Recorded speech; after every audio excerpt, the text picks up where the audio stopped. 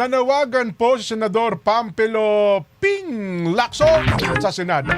Imbestigahan ng EDSA rehabilitation, ako ito na, at repair projects matapos muling lumitaw ang mga lubak-lubak sa mga bahaging kakaayos pa lamang matapos daw po ilang araw ng matinding pag-ulan sa Metro Manila.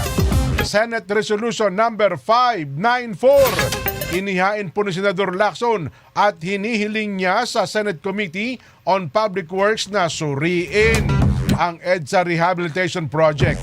Kabilang po ang design at engineering standards na ginamit at tukuyin kung may dapat managot sa mabilis na pagkasira ng mga bagong ayos na bahagi ng kalsada.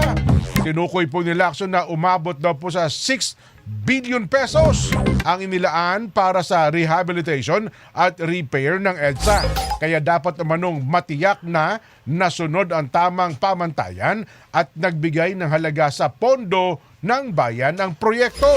Noon pong August 10, ininspeksyon ni DPW Secretary Vince Dizon ang EDSA busway sa May Estrella Street sa Makati City matapos na lumitaw ang malalaking bagong lubak.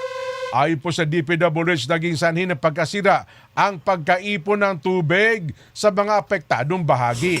Kabilang sa apektadong bahagi ng kalsada, Phase 1 ng EDSA Rehabilitation Project na natapos po noong April 2026. Nagkakahalaga daw po ito ng mahigit sa 1.18 billion pesos. Ang Phase 2 naman, nagkakahalaga po ng 4 billion pesos.